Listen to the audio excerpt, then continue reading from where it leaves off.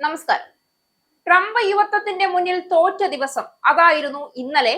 ഒരു ഇന്ത്യൻ വംശജന് മുന്നിൽ American president സാക്ഷാൽ ഡൊണാൾഡ് ട്രംപ് അഭിപ്രായങ്ങളും നിർദ്ദേശങ്ങളും ആരാഞ്ഞുകൊണ്ട് തന്റെ വിലപ്പെട്ട സമയം ചർച്ചയ്ക്ക് വേണ്ടി നീക്കിവെക്കേണ്ടി വന്നത് എന്ന് വേണമെങ്കിൽ പറയാം. സൊഹ്റാൻ മംദാനിയുടെ മുന്നിൽ ഒരു അഹങ്കാര സാമ്രാജ്യം തന്നെ തകർന്നു വീഴുന്ന കാഴ്ചയാണ് കാണാൻ കഴിഞ്ഞത്. ഇന്ത്യക്കാരെ മൊത്തം പുറത്താക്കാൻ കച്ചകെട്ടി പുറപ്പെട്ട അമേരിക്കൻ പ്രസിഡന്റാണ് ഒരു ഇന്ത്യക്കാരന്റെ മുന്നിൽ അമേരിക്കയുടെ വികസനത്തെ കുറിച്ചുള്ള ചർച്ചകൾക്ക് സമയം നീക്കിവെച്ചത്. അമേരിക്കൻ രാഷ്ട്രീയം തന്നെയാണ് നാളുകളായി ലോക ശ്രദ്ധിക്കുന്ന വേദി. പക്ഷെ ആ വേദിയിൽ നിർഭയമായി, ധൈര്യത്തോടെ, വ്യക്തമായ നിലപാടോടെ ഒരു ഇന്ത്യൻ വംശജനായ യുവ നേതാവ് ഡൊണാൾഡ് ട്രംപിന്റെ മുന്നിൽ നിവർന്നു നിൽക്കുമ്പോൾ ചരിത്രം ഒരു പുതിയ ദിശയിൽ മുന്നോട്ടു നീങ്ങി. വൈറ്റ് ഹൗസ് യോഗത്തിനു ശേഷം ട്രംപ് സൊഹ്റാൻ മംദാനിയെ പുകഴ്ത്തേണ്ട സാഹചര്യം നേരിടേണ്ടി വന്നു എന്ന വാർത്ത കേട്ടപ്പോൾ ലോക രാഷ്ട്രീയത്തിന്റെ യാഥാർത്ഥ്യം ഒരിക്കൽ കൂടി തെളിഞ്ഞു. അഹങ്കാരം ഒരിക്കലും ഒരു നേതാവിനെയും വളർത്തില്ല എന്ന സത്യം. ട്രംപിന്റെ ഭരണകാലം ലോകവും പ്രത്യേകിച്ച് അമേരിക്കൻ യുവത്വവും ഇപ്പോഴും പരാജയകാലം എന്നാണ് വിലയിരുത്തുന്നത്. വിദ്വേഷം, വിവേചനം, അഹങ്കാരം, തന്നിഷ്ടം, സ്വാർത്ഥത ഈ ചക്രങ്ങളിൽ ഓടുകയായിരുന്നു ട്രംപിന്റെ ഭരണകൂടം. ലോകത്തിന്റെ ഭാവി നിർണയിക്കുന്ന യുവതയെ മനസ്സിലാക്കാനോ പ്രോത്സാഹിപ്പിക്കാനോ കഴിവില്ലാത്ത ഒരു നേതാവായിരുന്നു ട്രംപ് എന്ന് പറയാം. അതിൽ നിന്നും തികച്ചും വിരുദ്ധ ചിത്രമാണ് ഇന്ത്യയിൽ വളരുന്ന പുതിയ രാഷ്ട്രീയ സാമൂഹിക മാറ്റം. യുവതലമുറയെ കേൾക്കുകയും അവരെ നേതൃത്വം നൽകാൻ പ്രാപ്തരാക്കുകയും ചെയ്യുന്ന ഒരു പുതിയ കാലഘട്ടമാണ് നരേന്ദ്രമോദി ഇന്ത്യയിൽ തുറന്നുകൊടുത്തത്. അതുകൊണ്ട് തന്നെയാണ് ലോകത്തിനു മുന്നിൽ ഇന്ത്യ നിവർന്നു നിൽക്കുന്നതും ട്രംപിന്റെ അമേരിക്ക തകർച്ചയുടെ രുചി അറിഞ്ഞു തുടങ്ങിയിരിക്കുന്നത്. അതുകൊണ്ടാണ് മംദാനിയെ പോലുള്ള ഇന്ത്യൻ വംശജർ, ലോകമെങ്ങുമുള്ള ഇന്ത്യൻ വേരുകളുള്ള യുവ നേതാക്കൾ ആത്മവിശ്വാസത്തോടെ മുന്നോട്ടു നീങ്ങുന്നത്. മംദാനി ട്രംപ് വെറും ഒരു ചർച്ചയായിരുന്നില്ല, അത് വ്യത്യസ്ത ധ്രുവങ്ങളിൽ നിൽക്കുന്ന രണ്ട് മൂല്യങ്ങളുടെ ഏറ്റുമുട്ടൽ കൂടിയായിരുന്നു. വൈറ്റ് ഹൗസ് യോഗത്തിൽ നടന്നത് വെറും രാഷ്ട്രീയ സംഭാഷണമല്ല, അത് പഴയ രാഷ്ട്രീയവും പുതിയ രാഷ്ട്രീയവും തമ്മിലുള്ള ഏറ്റുമുട്ടലായിരുന്നു.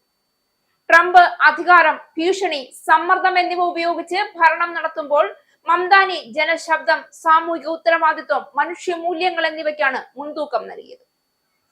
മംദാനി മുന്നോട്ട് വെച്ച വാക്കുകൾക്ക് മുന്നിൽ ട്രംപിന്റെ ശബ്ദം പോലും നിലച്ചുപോയി. ലോകം മുഴുവൻ അംഗീകരിക്കുന്ന ഒരു വസ്തുതയാണ് ഇത്. മംദാനി സംസാരിച്ചത് തന്റെ വ്യക്തിപരമായ ഗുണത്തിനായല്ല, മറിച്ച് ജനങ്ങൾക്കും യാഥാർത്ഥ്യങ്ങൾക്കും വേണ്ടിയായിരുന്നു. അതുകൊണ്ടാണ് ഒടുവിൽ ഒരിക്കൽ ശക്തമായി വിമർശിച്ച, എതിർത്ത അതേ നേതാവിനെ ഒടുവിൽ ട്രംപിന് തന്നെ പ്രശംസിക്കേണ്ടി വന്നത്. മംദാനി നന്നായി പ്രവർത്തിക്കും തോറും താൻ സന്തോഷവാനാണെന്നാണ് ഇന്നലെ ട്രംപ് പറഞ്ഞത്. മംദാനിയുടെ വിജയത്തെയും ട്രംപ് പ്രശംസിച്ചു എന്നതാണ് മറ്റൊരു ശ്രദ്ധേയമായ കാര്യം. മംദാനിയെ മേയറായി തിരഞ്ഞെടുത്താൽ ന്യൂയോർക്കിലേക്കുള്ള ഫെഡറൽ ഫണ്ട് വെട്ടിക്കുറയ്ക്കുമെന്ന് ട്രംപ് തിരഞ്ഞെടുപ്പ് സമയത്ത് ഭീഷണിപ്പെടുത്തിയിരുന്നു. എന്നാൽ മംദാനിയുമായുള്ള കൂടിക്കാഴ്ചയ്ക്ക് പിന്നാലെ ഇതിൽ നിന്നും പിന്നോട്ട് പോകുന്നതായും ട്രംപ് പറഞ്ഞു കഴിഞ്ഞു. ഒരു ഇന്ത്യൻ വംശജനോട് പോലും ഏറ്റുമുട്ടി ജയിക്കാൻ കഴിയാതെ പോയ ട്രംപാണോ മോദിയെ പോലെ ഒരു രാജ്യത്തിന്റെ നേതാവായ 140 കോടി ജനങ്ങളുടെ കരുത്തും വിശ്വാസവും കൊണ്ട് രൂപപ്പെട്ട മോദി ഭരണകൂടത്തോട് ഏറ്റുമുട്ടാൻ നിൽക്കുന്നത്? ട്രംപിന്റെ ഭരണകാലം പരാജയങ്ങളുടെ ഒരു വേലിയേറ്റം തന്നെയായിരുന്നു. തകർന്ന സാമൂഹിക ബന്ധങ്ങൾ, വർദ്ധിച്ച വേർതിരിവ്, വർണ്ണവിവേചനം, പരാജയകരമായ ആരോഗ്യരംഗം, തകർന്നു തരിപ്പണമായ വിവാദങ്ങളിൽപ്പെട്ട കോവിഡ് മാനേജ്മെന്റ്, തടസ്സങ്ങളും അവസരങ്ങളും ഇല്ലായ്മയും മൂലം ബുദ്ധിമുട്ടുന്ന യുവതലമുറയുടെ സ്വപ്നങ്ങൾ, തകർന്ന അന്താരാഷ്ട്ര ബന്ധങ്ങൾ, കൂട്ടാളികളോട് പുലർത്തിയ ശത്രുത, ഇടിഞ്ഞ വിശ്വാസ്യത, തകർന്ന സാമ്പത്തിക നില, പരിഷ്കാരങ്ങൾക്ക് പകരം ഒരു താൽക്കാലിക നടപടികൾ എന്നിവയാണ് ട്രംപ് അമേരിക്കയ്ക്ക് സമ്മാനിച്ചത്. ട്രംപ് പലപ്പോഴും ശക്തനായ നേതാവെന്ന് സ്വയം ചിത്രീകരിച്ചുവെങ്കിലും അദ്ദേഹം ശക്തനായിരുന്നത് ട്വിറ്ററിലായിരുന്നു, നയങ്ങളിലല്ല എന്ന്. അദ്ദേഹം ആത്മവിശ്വാസിയായിരുന്നത് വേദികളിലായിരുന്നു, ജനത്തെ നേരിടുമ്പോൾ അല്ല എന്ന് ലോകം തിരിച്ചറിഞ്ഞു കഴിഞ്ഞു. വൈറ്റ് ഹൗസ് യോഗത്തിനു ശേഷം അദ്ദേഹം സൊഹ്റാൻ മംദാനിയെ പ്രശംസിച്ചതിന്റെ യഥാർത്ഥ കാരണം മംദാനിയുടെ വാദങ്ങൾ ട്രംപ് മറികടക്കാനാവാത്ത വിധം ശക്തമായിരുന്നു എന്നതുകൊണ്ടാണ്. യുവതലമുറയുടെ സാമർത്ഥ്യം ട്രംപിനെ മറികടക്കാനാകാത്തതായി എന്നതുകൊണ്ടാണ്. ഇനി പുതിയ കാലം വന്നുവെന്ന് ലോകം അംഗീകരിച്ചു എന്നും ട്രംപിനെ അമേരിക്ക പിന്തള്ളി തുടങ്ങിയെന്നതും കൊണ്ടാണ്. ഇന്നത്തെ ഇന്ത്യയെ ലോകം നോക്കുന്നത് ഒരു നവോത്ഥാന രാഷ്ട്രമായാണ്. വളരുന്ന രാജ്യശക്തി, ടെക് പുരോഗതി, യുവജനതയുടെ നേതൃത്വവും ആത്മവിശ്വാസവുമാണ് ഇന്ത്യയുടെ മുഖം.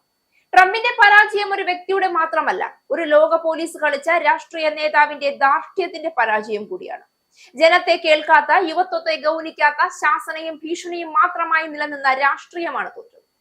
ഇതൊരു പുതിയ കാലഘട്ടത്തിന്റെ തുടക്കമാണ്.